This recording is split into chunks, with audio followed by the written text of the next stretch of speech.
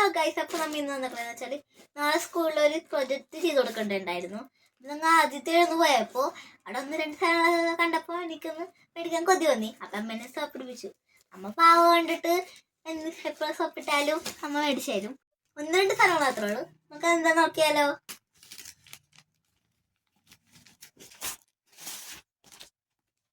ഇതാണ് ഞാൻ പറഞ്ഞ പ്രൊജക്റ്റിൻ്റെ സാധനം.